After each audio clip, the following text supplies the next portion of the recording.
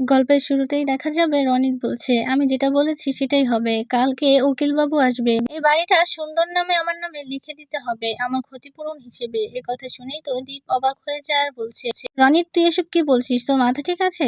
তুই এসব কি কথা বলছিস বলতো? এরপর রনিত বলছে, আমাকে এতদিন এত কিছু থেকে বঞ্চিত করেছো, সেই মাসুল তো তোমাদের গুনতেই হবে, না হলে এই সরকার বাড়ির কেচ্ছা, এই সরকার বাড়ির কেচ্ছা আমি ছড়িয়ে দেব।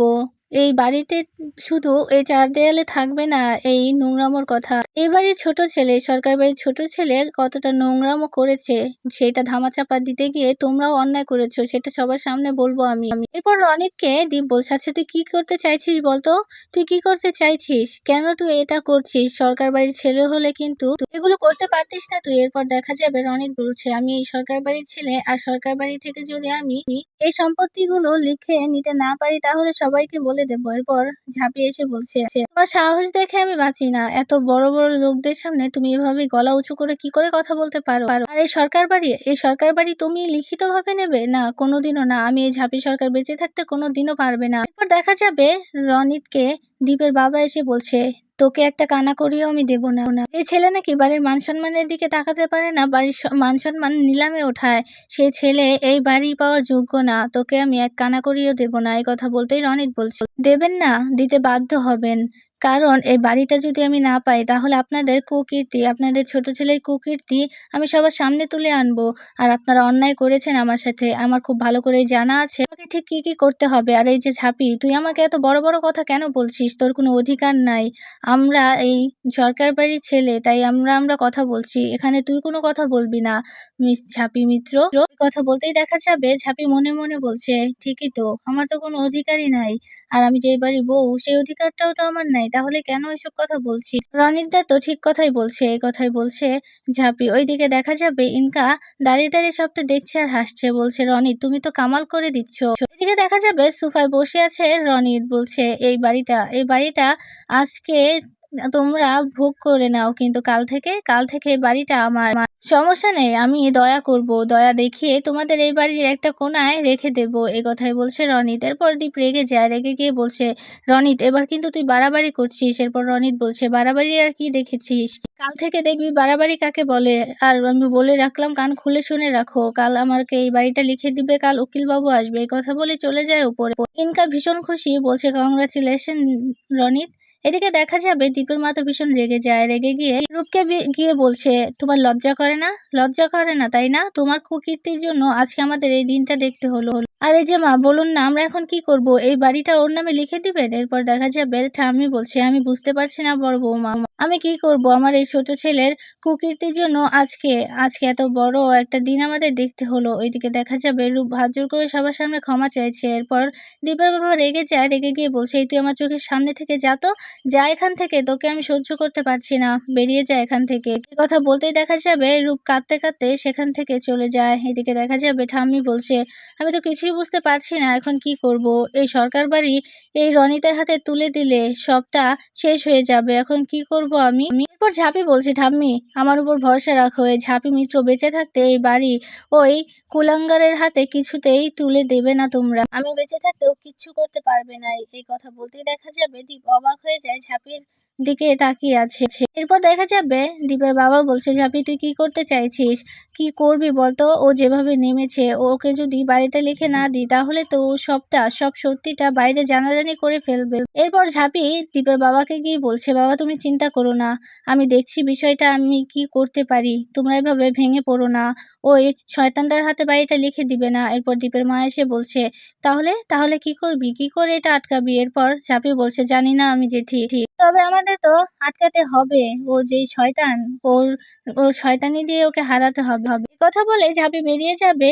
এরপর দেখা যাবে ঝাঁপি বলছে, তোমারও কিন্তু দায় আছে, তুমি এ বাড়ির ছেলে, তোমার এই বাড়িটা বাঁচানোর কর্তব্য তোমার, তাই তুমি আমার সাথে চলো, ভালো পিসির কাছে যাবো। এই কথা বলতেই দীপ বলছে, হ্যাঁ চল। ওইদিকে দেখা যাবে রনিত ঘরে গেছে। এরপর ইনকা রনিতকে বলছে, তুমি আজকে যে চালটা দিলে সত্যি অসাধারণ। এই বাড়িটা কালকে থেকে যদি তোমার নামে হয়ে যায় সত্যি খুব ভালো হবে, কিন্তু আমার না ভয় হচ্ছে ঝাঁপি যেই মানুষ, ঝাঁপি থাকতে তুমি এই বাড়িটা নিজের নামে লেখাতে পারবে? এরপর রনিত বলছে, ইনকা তুমি আমাকে চেনো তো, ঝাঁপি চেনে না আমাকে, আমি চাইলে আমি সবকিছুই করতে পারি। এরপর দেখা যাবে ইনকা বলছে, সবার প্রথমে তুমি ঝাঁপিকে তাড়াবে। এরপর রনিত বলছে, হ্যাঁ শুধু দেখোই না আমি কি করি।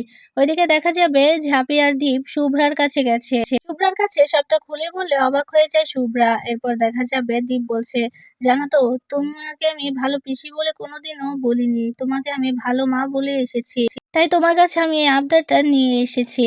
আজকে সরকার বাড়ি এভাবে ভেঙে যাবে শুধুমাত্র ওই রনিতের জন্য। আজকে তুমি যদি কিছু না করো তাহলে তাহলে সরকার বাড়িটা ভেসে যাবে। ওইদিকে ঝাঁপি মনে মনে বলতে থাকে, আমি জানি ভালো পিসি তোমার খুব কষ্ট হচ্ছে, কিন্তু কিচ্ছু করার নাই। এদিকে দীপ শুভ্রাকে বলছে, জানো তো ভালো মা, আজকে আজকে এই কাকার জন্য, কাকার একটা ভুলের জন্য আমাদের গোটা পরিবারটাই ভেঙে যাবে। হ্যাঁ আমি মানছি তোমাদের সাথে অন্যায় হয়েছে, কিন্তু তাই বলে গোটা গোটা সরকার বাড়িটা ওর নামে লিখিয়ে দিলে কি হবে বলো তো? ও এই বাড়িটা ছাড়খাড় করে দেবে। ও ওই বাড়িতে মিলেমিশে থাকার জন্য যায়নি, ওই বাড়িটা শেষ করে দেওয়ার জন্য গিয়েছে। এরপর শুভ্রা বলছে, আমি তো আমার ছেলেকে পেটে ধরেছি, তাই আমি জানি রনিত আগে এমনটা ছিল না। রনিত মায়ের অবাধ্য হতো না, জানো তো? ওই মেয়েটার কারণে, ওই ইনকার কারণে আমার ছেলেটা এমন হয়েছে ওর কুবুদ্ধিতে।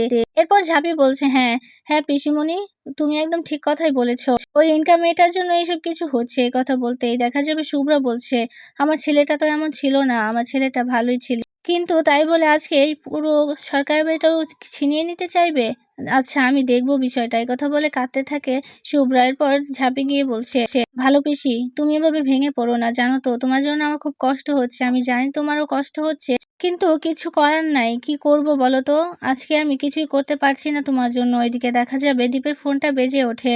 দীপ ফোনের স্ক্রিনে দেখতে পায় রেশব ফোন করেছে। এরপর দীপ বলতে থাকে, তার মানে ঝাঁপিকে ফোন করছে, ম্যাডাম ফোনটা তুলছে না বলে আমাকে ফোন করছে, যাকে আমি ফোন কেন তুলবো? এই কথা বলে ফোনটা আর তুলে না। এদিকে দেখা যাবে ঝাঁপি শুভ্রাকে বলছে, এখন কি করবে ভালো পিসি তুমি? এরপর শুভ্রা বলছে, তোরা আজকে বাড়িতে যা, কালকে উকিলবাবু আসবে তো আমি যাব ওখানে, উকিলবাবু এলে আমাকে একটা খবর দিবি, আমি ওখানে যাব। আর কোনো চিন্তা করিস না, আমি তোদের কথা দিচ্ছি রনিত নিজের নামে ওই বাড়িটা কিছুতেই লেখাতে পারবে না। এদিকে দেখা যাবে দীপ এসে শুভ্রাকে বলছে, ভালো মা সত্যি তুমি না আমাদের অনেক আশ্বাস দিলে, তোমার দিকে গোটা পরিবার তাকিয়ে আছে। এই কথা বলে দেখা যাবে বিদায় নিয়ে চলে যায় দীপ। এইদিকে দেখা যাবে ঝাঁপি শুভ্রাকে জড়িয়ে ধরেছে, বলছে তুমি কষ্ট পেও না, দেখবে একদিন সবটা ঠিক হয়ে যাবে। আজকে তোমার পাশে আমাকে দাঁড়ানো উচিত ছিল, কি করব কিছু বুঝতে পারছি না তোমার জন্য, তোমার খুব কষ্ট হচ্ছে আমি জানি, নিজেকে সামলিও আর নিজেকে দেখে রেখো। এই কথা বলে বিদায় জানিয়ে সেখান থেকে বেরিয়ে পড়ে ঝাঁপি। রাস্তায় গিয়ে হেলমেট দেয় ঝাঁপিকে দীপ। এরপর ঝাঁপিকে বলছে, আয় উঠে আয়। এরপর বাইকে ওঠে, তখনই রেশব সেখান দিয়ে যায়। তখন রেশব বলছে, এই ঝাঁপি দাঁড়া, তোকে কতগুলো ফোন করেছি দেখতো। এরপর স্কুটি থেকে নেমে যায় ঝাঁপি। এরপর বলছে, রেশব তুই এখানে? এরপর ঋষভ বলছে, হ্যাঁ আমি ব্যাংকেই যাচ্ছিলাম, তোকে কতগুলো কল করেছি, একটা ইমার্জেন্সি আসছে তো। এই কথা বলতে ফোনটা বের করে দেখে অনেকগুলো ফোন করেছে। এরপর ঝাঁপি বলছে, আসলে ফোনটা সাইলেন্ট ছিল, আমি বুঝতে পারিনি। এরপর ঋষভ বলছে, একটা গুড নিউজ আছে, একটা লোক আমাদের ব্যাংক থেকে অনেকগুলো লোন নেবে, বড় একটা লোন নেবে। যদি এই লোনটা আজকে ধরতে না পারি তাহলে কিন্তু অনেক লস হয়ে যাবে আমাদের। এদিকে দেখা যাবে দীপ মনে মনে বলতে থাকে, বাহ হিরো এসে গেছে তাহলে।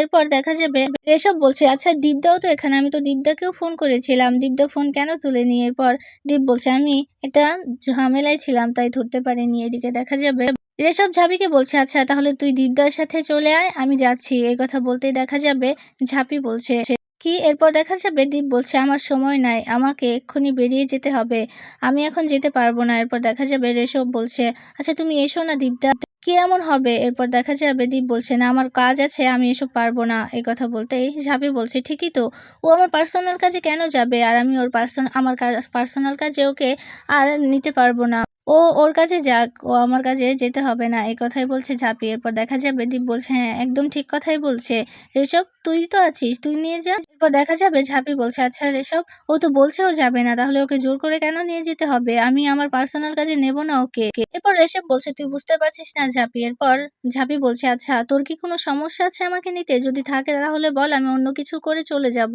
এরপর রেশব বলছে, কি বলছিস কি তুই ঝাঁপি? আচ্ছা তুই দাঁড়া, আমি গাড়িটা ঘুরাই। এই কথা বলে বাইকটা ঘুরিয়ে নেয়। এরপর রেশবের পাশে গিয়ে বসে ঝাঁপি। এরপর রেশবকে বলছে চল। কথা বলতে রেশবও বাইকটা নিয়ে চলে যায়। এদিকে অবাক হয়ে তাকিয়ে আছে দীপ। এরপর বলছে ও গেল ওর সাথে? আমি একটু যেতে না করেছি। কোথায় ও আমাকে বলবে চলো যাই, তা না, ও রেশবের সাথে চলে গেল ঢ্যাং ঢ্যাং করতে করতে। যাকগে যাক, আমার কি, ও যা খুশি তাই করুক, ওর পার্সোনাল লাইফ, ও যা খুশি তাই করুক। এই কথা বলে দীপও চলে যায়। ওইদিকে দেখা যাবে রেশব মাঝ পথে গিয়ে বাইকটা থামিয়ে দেয়। এরপর ঝাঁপি বলছে কি হলো রে, বাইকটা এবার থামিয়ে নিলি কেন? এরপর রেশব বলছে আচ্ছা তোর আর দীপদার সাথে কি হয়েছে বলতো? এরপর ঝাঁপি বলছে কি আবার হবে, সবটা তো জানিসই। এরপর রেশব বলছে ওইদিন কাঁদছিলিস কেন, দীপদা কিছু বলেছিল? এরপর ঝাঁপি বলছে না, ও কিছু বলে নাই। আচ্ছা চুপ থাক, এসব কথা আমার ভালো লাগছে না। এরপর রেশব বলছে আচ্ছা সমস্যা কি হয়েছে বল, এত রাত্রে তুই এই বাড়িতে কেন? এরপর ঝাঁপি বলছে রনিতদা বাড়িটা নিজের নামে লিখিয়ে নিতে চাইছে, কাল উকিল বাবু আসবে, সে কারণেই রনিতদার মায়ের কাছে গিয়েছিলাম। রনিতদা অনেক বাড়াবাড়ি করছে। ঠিক আছে এবার চল। এই কথা বলতে রেশবও চলে যায় আর ঝাঁপিও চলে যায়। ওইদিকে দেখা যাবে পরের দিন সকালবেলা উকিল নিয়ে রনিত এসেছে। এরপর উকিল সব কাগজপত্র ঠিকঠাক করছে। ওইদিকে ঝাঁপি বারবার করে ফোনে টাইম দেখছে আর দরজার দিকে তাকাচ্ছে, কিন্তু শুভ্রা এখনো আসছে না। এদিকে দেখা যাবে সব কাগজপত্র ঠিকঠাক হয়ে গেলে উকিলগুলো বলছে কাগজগুলো ঠিক হয়ে গেছে, এগুলোতে এখন সাইন করলেই হবে। এদিকে দেখা যাবে অজয় ঝাঁপিকে বলছে কি রে ঝাঁপি, ভালো পিসে এখনো আসছে না কেন? এরপর ঝাঁপি বলছে আমি তো বলে এসেছি, আমাকে বলেছে আসবে, কিন্তু এখন আসছে না কেন আমি বুঝতে পারছি না। তবে এসে যাবে, তোমরা কোনো চিন্তা করো না, এবারই রনিতদা কিছুতেই লিখিয়ে নিতে পারবে না। এরপর অজয় বলছে তাই যেন হয় রে ঝাঁপি। এরপর দেখা যাবে উকিলবাবু বলছে এই এই কাগজগুলোতে সই করতে হবে, এই কাগজগুলোতে সই করে দিলেই সবটা ঠিকঠাক হয়ে যাবে। এদিকে দেখা যাবে রনিতে এসে ঝাঁপিকে বলছে ঝাঁপি খুব বড় বড় কথা বলেছিলিস তাই না, যে এই সরকার বাড়ি হাতের মুঠোয় করে রাখবি, এবার আর পারবি না, আজকে থেকে এই সরকার বাড়ির মালিক হব আমি। এরপর তোর কি অবস্থা হবে সেটা খুব ভালো করে বুঝতে পারছিস তুই ঝাঁপি, তাই না? এবার শুধু দেখবি এই রনিত সরকার ঠিক কি কি করতে পারে। এ কথাই বলছে রনিত। ওইদিকে দেখা যাবে ঠিক সময়ে সাইনটা করে দেবে দীপের বাবা আর ঠাম্মি। বলছে এই বাড়ির মান সম্মানের জন্য আজকে এই সরকার বাড়ি আমি রনিতের নামে লিখে দিতে বাধ্য হচ্ছি। ঠিক তখনই রনিতের মা আসে। রনিতের মা এসে কাগজটা তার সই করাতে দেয় না, বলছে এই বাড়িটা যদি লিখিয়ে দিতে হয় তবে আমার নামে লিখিয়ে দিবেন, ওই রনিতের নামে না। এরপর বাড়িটা লিখে দিতে বারণ করে রনিতের মা। বাড়িটা আর কারোর নামেই হয় না। এদিকে দেখা যাবে রনিত তো রেগে যায়, রেগে গিয়ে ঝাঁপিকে বলছে আজ তোর জন্য এসব কিছু হয়েছে। কথা বলে ঝাঁপিকে মারতে যাবে, ঠিক তখনই ঝাঁপি রনিতকে কষিয়ে একটা চড় মারে আর বলছে তোর এত বড় সাহস, তুই একটা মেয়ের গায়ে হাত তুলতে এসেছিস, যা বেরিয়ে যায় বাড়ি থেকে, এক্ষুনি বাড়ি থেকে বেরিয়ে যায়। এদিকে এইসব কিছু দেখে সবাই ভীষণ অবাক হয়ে যায় আর এদিকে ঝাঁপির এমন রূপ দেখেও ভয় পেয়ে যায় রনিত।